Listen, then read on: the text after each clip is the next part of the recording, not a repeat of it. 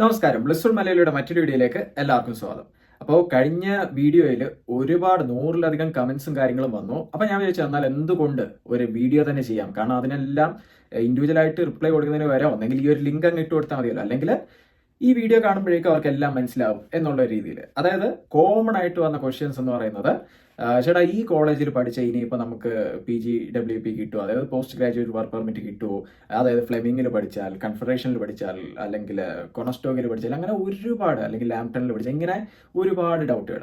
പിന്നെ പറയുന്നുണ്ടായിരുന്നു ഈ സ്പൗസ് റിലേറ്റഡ് ആയിട്ട്, ഇനിയിപ്പോൾ ഞാൻ ഈ മാസം വരാൻ നിൽക്കുകയാണ്, അല്ലെങ്കിൽ ഈ ദിവസം വരാൻ നിൽക്കുകയാണ്, കിട്ടുമോ, അല്ലെങ്കിൽ ഞാൻ മാസ്റ്റേഴ്സിനാണ്, അപ്പോൾ എനിക്ക് സ്പൗസായിട്ട് കയറാൻ വേണ്ടി പോകാൻ പറ്റുമോ, അങ്ങനെയൊക്കെ ഒരുപാട് ഡൗട്ടുകൾ വന്നു. അപ്പോൾ അതിനെല്ലാം ഒരു റിപ്ലൈ എന്നുള്ള രീതിയിലാണ് ഈ ഒരു വീഡിയോ.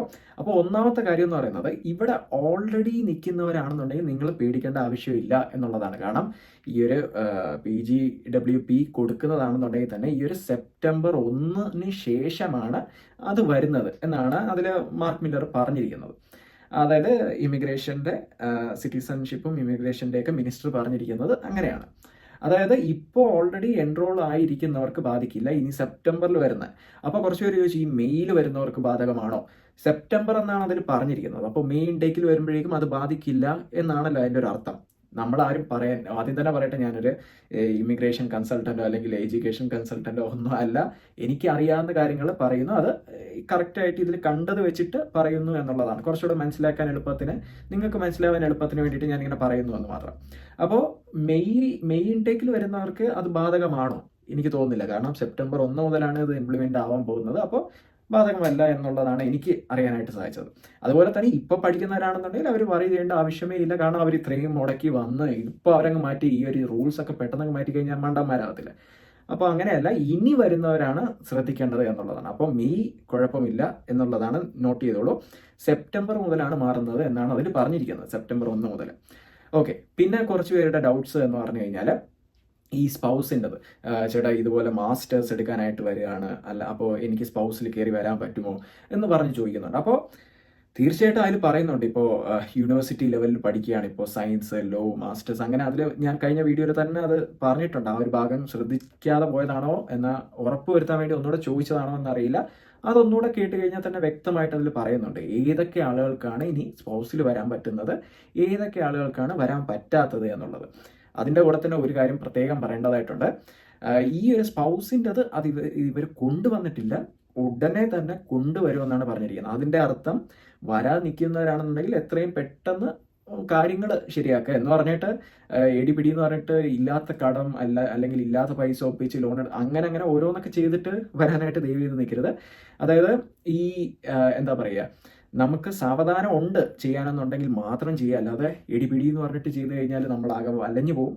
അത്രേ ഞാൻ പറയുന്നുള്ളൂ, അല്ലാതെ വേറൊന്നുമില്ല. ഇതുവരെ കൊണ്ടുവന്നിട്ടില്ല, പക്ഷെ ഉടനെ കൊണ്ടുവരും എന്നാണ് ആൾ പറഞ്ഞിരിക്കുന്നത്. അതായത് UK ചെയ്ത അതേ സംഭവം തന്നെ ഇങ്ങോട്ട് വരും, പക്ഷെ ആയിട്ടില്ല, ഉടനെ ആക്കും. അതിന് മുമ്പേ നിങ്ങൾക്ക് പറ്റുമെന്നുണ്ടെങ്കിൽ നല്ലത്, അല്ലാന്നുണ്ടെങ്കിൽ ആ ഒരു ഫീൽഡിലുള്ള, അല്ലെങ്കിൽ മാസ്റ്റേഴ്സ്, സയൻസ്, ലോ, ഇതുപോലെ യൂണിവേഴ്സിറ്റി ലെവൽ അങ്ങനെയൊക്കെ പഠിക്കുന്നവർക്കാണെന്നുണ്ടെങ്കിൽ സ്പോർട്സിൽ വരാം.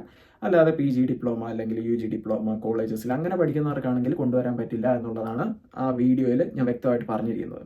ഇനി നിങ്ങളുടെ എല്ലാം ഡൗട്ട്, ബ്രോ എങ്ങനെയാണ് ഇത് ചെക്ക് ചെയ്യുന്നത്, ഈ ഒരു നമ്മൾ ഈ പഠിക്കാൻ പോകുന്ന, എൻറോൾ ചെയ്യാൻ പോകുന്ന കോളേജ് ഈ നമുക്ക് അത് വർക്ക് പെർമിറ്റ് തരുമോ ഇല്ലയോ എന്നൊക്കെ എങ്ങനെ ചെക്ക് ചെയ്യാം എന്നുള്ളത് ഞാനിപ്പോൾ പറഞ്ഞുതരാം. അതായത് നമ്മുടെ ഗവൺമെൻറ് ഓഫ് കാനഡയുടെ ഒഫീഷ്യൽ വെബ്സൈറ്റിൽ, കാരണം അവരാണല്ലോ ഇതൊക്കെ ചെയ്യുന്നത്, അപ്പോൾ ആ ഒരു ഒഫീഷ്യൽ വെബ്സൈറ്റിൽ തന്നെ നിങ്ങൾക്കുള്ള ഉത്തരം കിട്ടുന്നതാണ്.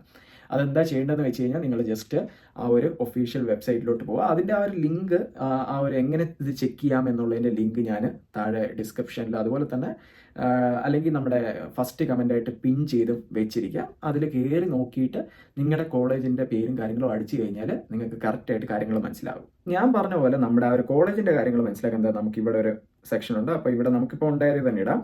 എന്നിട്ട് ഞാൻ പഠിച്ചിറങ്ങിയ കോളേജായിട്ടുള്ള കൺഫെഡറേഷൻ നമുക്കൊന്ന് ട്രൈ ചെയ്ത് നോക്കാം.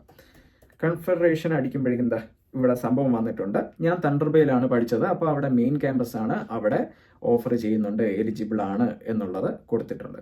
ബാക്കിയും അവർക്ക് കുറേ ഡ്രൈഡൺ ക്യാമ്പസ് എന്ന് പറഞ്ഞിട്ട് ഡ്രൈഡണിലുണ്ട്, പിന്നെ ബാക്കി കെനോറയിലും ഫോർട്ട് ഫ്രാൻസിസിലും ഇവിടങ്ങളിലെല്ലാം ഉണ്ട്. ഇവിടെ എല്ലാം എലിജിബിളും ആണ്, അവരുടെ മെയിൻ ക്യാമ്പസ് ആണത്.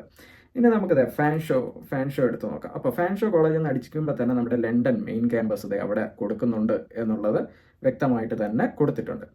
ഇനിയിപ്പോൾ നമുക്ക് ലാംപ്ടൺ കോളേജ് നോക്കുമ്പോഴേക്കും ഇവിടെയാണ് നമ്മൾ ശ്രദ്ധിക്കേണ്ട ഒരു കാര്യം എന്ന് പറയുന്നത്. ഇവിടെ വരുമ്പോഴേക്കും ലാംപ്ടൺ കോളേജ് ടൊറന്റോയിലുള്ളത് എടുത്ത് നോക്കുമ്പോഴേക്കും അറ്റ് സെസ്റ്റർ കോളേജ് ഓഫ് ബിസിനസ് എന്ന് പറഞ്ഞിട്ട്, അപ്പോൾ സെസ്റ്റർ കോളേജുമായിട്ട് ഈ ഒരു പ്രൈവറ്റ് പബ്ലിക്കിൻ്റെ ആണ് ഇത് നമുക്കിവിടെ മനസ്സിലാക്കുന്നത്. അപ്പോൾ അവിടെ നമ്മളത് ഈ ഒരു സെസ്റ്റർ കോളേജ് ഇവിടെ ഇപ്പോൾ കൊടുത്തിട്ടുണ്ട്, എസ് എന്ന് പറഞ്ഞിട്ട് കൊടുത്തിട്ടുണ്ട്. നമുക്കത് ഇനി ഇതൊന്ന് വെച്ചിട്ട് നമുക്കൊന്ന് നോക്കാം. ഓക്കെ, ഇത് വെച്ച് നോക്കുമ്പോൾ എന്താണ് കാണിക്കുന്നത്? ഇവിടെ നോ എന്നാണ് കാണിക്കുന്നത്. അതിനർത്ഥം സെപ്റ്റംബർ തൊട്ട് അവിടെ വരുന്നവർക്ക് ഈ ഒരു എലിജിബിൾ അല്ല, ഇത് കിട്ടില്ല എന്നുള്ളതാണ് അതിൻ്റെ അർത്ഥം വരുന്നത്. അങ്ങനെ നമുക്ക് ഇഷ്ടമുള്ള നമ്മൾ ഏതാണ് കോളേജ്, ആ കോളേജുകളെല്ലാം നമുക്ക് നോക്കാം. ഇപ്പോൾ നോ ആണെന്നുണ്ടെങ്കിൽ നോ, യെസ് ആണെന്നുണ്ടെങ്കിൽ യെസ്. കണ്ടില്ലേ, ഇത് നോ എന്നുള്ള കോളേജസും കാര്യങ്ങളും എല്ലാം നമുക്ക് ഇവിടെ ഇങ്ങനെ കാണാം. അപ്പോൾ ഇതിലൊക്കെയാണ് വന്ന് പെടുന്നതെന്നുണ്ടെങ്കിൽ നമ്മൾ അവിടെ നിന്ന് മാറി നിൽക്കുന്നതായിരിക്കും നല്ലത്. കാരണം റിസ്ക് ആണ്, കാരണം കൊടുക്കില്ല എന്നാണല്ലോ അദ്ദേഹം പറയുന്നത്. അപ്പോൾ അങ്ങനെയാണ് അതിന്റെ പരിപാടീസ് വരുന്നത്. ഇപ്പൊ നിങ്ങൾക്ക് എങ്ങനെയാണ് ആ ഒരു കോളേജ് എലിജിബിൾ ആണോ, PGWP കിട്ടുമോ എന്നുള്ളതൊക്കെ നിങ്ങൾക്ക് ഇപ്പോൾ മനസ്സിലായിട്ടുണ്ട്. അപ്പോൾ ഇനിയിപ്പോൾ നിങ്ങൾ എന്താ ചെയ്യേണ്ടത്? കറക്റ്റ് നിങ്ങൾ ഏത് കോളേജിലാണോ പോകാൻ നിൽക്കുന്നത് അത് കറക്റ്റായിട്ട് ചെന്ന് ഇതിൽ ടൈപ്പ് ചെയ്ത് നോക്കുക. ഇന്ന കറക്റ്റ് ഏതൊക്കെയാണ് സ്ഥലത്തുള്ളത്, അത് എലിജിബിൾ ആണോ എന്നുള്ളതൊക്കെ നോക്കുക. ഇനിയിപ്പോൾ അറ്റ് കൊടുത്തിട്ട് ഏതെങ്കിലും വേറെ കോളേജസ് കൊടുത്തിട്ടുണ്ട് എന്നുണ്ടെങ്കിൽ തീർച്ചയായിട്ടും ആ ഒരു കോളേജ് നേരത്തെ കാണിച്ച പോലെ തന്നെ എടുത്ത് നോക്കുക. യെസ് ആണോ നോ ആണോ വരുന്നതെന്ന് നോക്കുക. നോ ആണെന്നുണ്ടെങ്കിൽ മാറി നിൽക്കാനായിട്ട് ശ്രമിക്കുക. കാരണം നമുക്കിപ്പോൾ അത് റിസ്ക് ഫാക്ടർ ആണല്ലോ. നമ്മൾ വെറുതെ എന്തിനാണ് അതിലോട്ട് പോകുന്നത്? ഇപ്പോൾ അത് റിസ്ക് ആണെന്ന് അറിഞ്ഞിട്ട് നമ്മൾ വെറുതെ അല്ലല്ലോ വരുന്നത്. ഇത്രയും ലക്ഷങ്ങൾ മുടക്കി വരുമ്പോഴേക്കും റിസ്ക് ഉണ്ട്, ഒരു റിസ്ക് ഫാക്ടർ അതിലുണ്ടെന്ന് തോന്നിക്കഴിഞ്ഞാൽ മാറി നിൽക്കുന്നതായിരിക്കും നല്ലത് എന്നുള്ളതാണ്. അല്ലാതെ നമ്മളിവിടെ വരുന്നത് തന്നെ ഇപ്പോൾ പഠിച്ചിട്ട് പോകാമെന്നുള്ളതാണെന്നുണ്ടെങ്കിൽ ഓക്കെ, അല്ല നമുക്ക് വർക്ക് പെർമിറ്റ് വേണം, കാര്യങ്ങൾ വേണമെന്നുണ്ടെന്നുണ്ടെങ്കിൽ ആ ഒരു റിസ്ക് ഫാക്ടർ ഉണ്ടോ ഇല്ലയോ എന്നൊക്കെ നോക്കിയിട്ട് കറക്റ്റായിട്ട് ചെയ്യുക എന്നുള്ളതാണ്. അപ്പോൾ ആ ഒരു വിഷയം നിങ്ങൾക്കിപ്പോൾ മാറി കിട്ടിയിട്ടുണ്ട് എന്ന് വിചാരിക്കുന്നു. ഇനി വേറൊരു കാര്യം കൂടെ, നിങ്ങൾ എന്തെങ്കിലും നിങ്ങൾക്ക് ഡൗട്ട്സോ കാര്യങ്ങളോ ഉണ്ടെന്നുണ്ടെങ്കിൽ തന്നെ ഒരു ഇമിഗ്രേഷൻ കൺസൾട്ടന്റിനെ ഒക്കെ കണ്ട് ചോദിക്കുന്നതായിരിക്കും ഏറ്റവും ബെറ്റർ. പലരും ചെയ്യുന്ന ഒരു തെറ്റെന്താന്ന് വെച്ച് കഴിഞ്ഞാൽ ഇതിനെപ്പറ്റിയൊന്നും ഒരു ഐഡിയ ഇല്ലാത്ത ആരോടെങ്കിലും ഒക്കെ ചോദിക്കുക. അല്ലെങ്കിൽ പിന്നെ അതുപോലെ തന്നെ ഇപ്പോൾ ഇൻസ്റ്റാഗ്രാമിലൊക്കെ ആണെങ്കിൽ ഞാൻ കുറേ റീൽസും കാര്യങ്ങളും ഒക്കെ കണ്ടു. ഈ ലിസ്റ്റ് ഓഫ് കോളേജസ് എന്ന് പറഞ്ഞിട്ട് എലിജിബിൾ അല്ലാത്ത എന്നൊക്കെ പറഞ്ഞിട്ട് ഇങ്ങനെ മിന്നി പറയുന്ന പോലെ ഒരു 10 കോളേജിന്റെ പേരങ്ങ് വരും, എന്നിട്ട് അതങ്ങ് മിന്നി അങ്ങ് പോകും. അപ്പോൾ അങ്ങനെയൊക്കെ ഉള്ളത് ബ്ലൈൻഡ്ലി അങ്ങ് വിശ്വസിക്കാതെ അത് കണ്ടു കഴിഞ്ഞാൽ നേരെ ഈ വെബ്സൈറ്റിൽ കാണിക്കുന്ന അത്ര ഇവരാണ് ഈ നിയമങ്ങൾ ഉണ്ടാക്കുന്നത്, ഇവരാണിത് മാറ്റുന്നതും ഒക്കെ. അപ്പോൾ ഇതിൽ കാണിക്കുന്നത് ആയിരിക്കുമല്ലോ എന്തായാലും ശരി. അപ്പോൾ ഇതിൽ വന്നിട്ട് ഞാൻ ഈ ചെയ്ത പോലെ തന്നെ നിങ്ങളൊന്ന് സെർച്ച് ചെയ്ത് നോക്കുക. അപ്പോൾ കാര്യങ്ങൾ കറക്റ്റായിട്ട് കിട്ടും. അല്ലാതെ ഏതെങ്കിലുമൊക്കെ ഒരു വീഡിയോയിൽ കാണുന്നു, അല്ലെങ്കിൽ ഏതെങ്കിലും ഒരു റീലിലൊക്കെ ഇങ്ങനെ 10 കോളേജിലാണ് ഇതൊക്കെയാണ്, 10 കോളേജ് 20 കോളേജ് ഇവിടെ ഒന്നും ഇല്ല എന്ന് കാണിക്കുമ്പോഴേക്കും അയ്യോ ഇത് ഇവിടെ ഇല്ലല്ലോ എന്ന് വിചാരിക്കുന്നതിന് പകരം ചെന്ന് നോക്കുക, കറക്റ്റ് ആണോ നോക്കുക, ഉണ്ടോ ഇല്ലയോ എന്നൊക്കെ നോക്കിയിട്ട് ഉറപ്പ് വരുത്തുക. ഓക്കെ, അതുപോലെ തന്നെ ഈ ഒരു നമ്മളിപ്പോൾ ഒരു നമ്മളിങ്ങനെ ഏജൻസി ത്രൂ കാനഡയിലോട്ട് വരുമല്ലോ. അപ്പോൾ അവർ നമുക്ക് സജസ്റ്റ് ചെയ്യുന്ന, അപ്പോൾ നിങ്ങൾ വിചാരിക്കും അവർ കറക്റ്റ് ആയിട്ടായിരിക്കും ചെയ്യുന്നത്, പക്ഷെ അവർ സജസ്റ്റ് ചെയ്യുന്ന കോളേജസ് കാര്യങ്ങൾ അവർക്ക് കമ്മീഷൻ കിട്ടുന്ന കോളേജസ് ആയിരിക്കും ഫസ്റ്റ് നിങ്ങളിലോട്ട് സജസ്റ്റ് ചെയ്യുന്നത്. ഇപ്പം ഞാൻ എങ്ങനെയാണ് ഈ ഒരു കൺഫെഡറേഷൻ കോളേജിലോട്ട് എത്തിപ്പെട്ടതെന്ന് ഞാൻ മുമ്പ് പറഞ്ഞിട്ടുള്ളതാണ്. നമ്മളെ കൊണ്ട് പറ്റുന്ന കുറച്ച് കാര്യങ്ങളുണ്ട്. അതായത് ഏത് കോളേജാണോ നമ്മൾ സജഷനായിട്ട് നമുക്ക് കിട്ടുന്നത് ആ ഒരു കോളേജിൻ്റെ പേരെടുക്കുക, ഗൂഗിളിൽ സെർച്ച് ചെയ്യുക, റിവ്യൂസ് നോക്കുക, എന്തൊക്കെയാണ്, എത്ര റിവ്യൂസ് ഉണ്ട്, എന്താണ് അതിൽ പോരായ്മകളായിട്ട് പറഞ്ഞിട്ടുള്ളത്. ഇനി ഇപ്പോൾ വർക്ക് പെർമിറ്റിൻ്റെ കാര്യങ്ങളെ പറ്റിയിട്ടോ അല്ലെങ്കിൽ ഫാക്കൽറ്റീസിൻ്റെ കാര്യങ്ങളെ പറ്റിയിട്ടോ എന്തെങ്കിലും മോശങ്ങൾ കൊടുത്തിട്ടുണ്ടോ ഓവറായിട്ടൊന്ന് നോക്കുക. അപ്പോൾ ഞാൻ അങ്ങനെ നോക്കിയപ്പോഴാണ് ഈ ഒരു കൺഫെഡറേഷനിലോട്ട് എത്തിയത്. ഒരിക്കലും ഇപ്പോൾ ഒരു എഡ്യൂക്കേഷൻ ഏജൻസീസ് പറയുന്ന അത് കണ്ണു അടച്ച് ഒരിക്കലും ആ ഒരു കോളേജിലോട്ട് നിങ്ങൾ പോകരുത്. അതിന് പകരമായിട്ട് ആദ്യം നമ്മൾ തന്നെ സ്വയം ഒന്ന് റിസർച്ച് ചെയ്യുക. പിന്നെ ഏറ്റവും ടോപ്പ് കോളേജസ് ഇൻ കാനഡ എന്നൊക്കെ ടൈപ്പ് ചെയ്ത് പല വെബ്സൈറ്റ് നോക്കുക. എന്നിട്ട് നമ്മൾ ആ ഓരോ കോളേജിൻ്റെ പേരും കോപ്പി എടുക്കുക, ഗൂഗിളിൽ പേസ്റ്റ് ചെയ്തതിന് ശേഷം റിവ്യൂസ് നോക്കുക. അങ്ങനെയൊക്കെ നോക്കിയിട്ട് ഓക്കെ ഇവിടെ നല്ല ഫാക്കൽറ്റീസ് ആണ്, നല്ല ഫെസിലിറ്റീസ് ഉണ്ട്, അത്യാവശ്യം നല്ലൊരു കോളേജാണ് എന്നൊക്കെ നോക്കിയിട്ട് അങ്ങനെ കയറുക.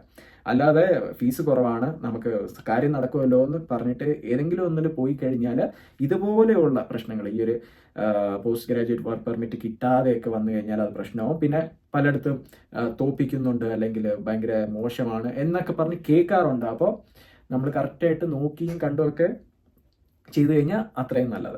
അപ്പോൾ ഒരുവിധപ്പെട്ട എല്ലാ ഡൗട്ട്സും ഇപ്പോൾ ഒന്ന് ക്ലിയർ ആയിട്ടുണ്ടാവുമെന്ന് വിചാരിക്കുന്നു. ഇപ്പോൾ നമുക്ക് ഇതാണ് ആകെ ചെയ്യാനായിട്ട് പറ്റുന്നത്. ഇപ്പോൾ നമ്മൾ ഇപ്പോൾ പുതിയ മാറ്റങ്ങളാണ്.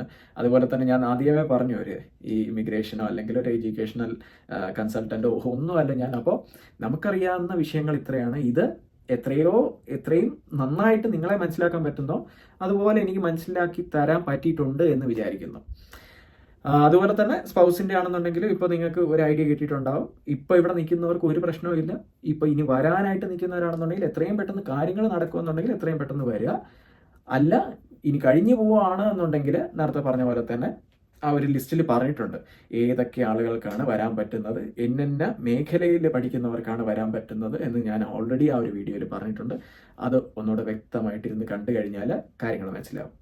അപ്പോൾ അത്രയൊക്കെയാണ് ഇന്നത്തെ ഒരു വീഡിയോ എന്ന് പറയുന്നത്. ഇഷ്ടമായ ലൈക്ക് ചെയ്യുക, അഭിപ്രായങ്ങൾ തീർച്ചയായിട്ടും താഴെ കമൻറ്റ് ചെയ്യുക, പിന്നെ എല്ലാവർക്കും ഒന്ന് ഷെയർ ചെയ്ത് കൊടുക്കുക. പിന്നെ ഇതുവരെ എൻ്റെ ചാനൽ സബ്സ്ക്രൈബ് ചെയ്തിട്ടില്ല എന്നുണ്ടെങ്കിൽ ഒന്ന് സബ്സ്ക്രൈബ് ചെയ്യുക. അപ്പോൾ അത്രയൊക്കെ ഉള്ളൂ. മറ്റൊരു വീഡിയോ ആയിട്ട് നമുക്ക് വീണ്ടും കണ്ടുമുട്ടാം. It's me Sreehari signing of.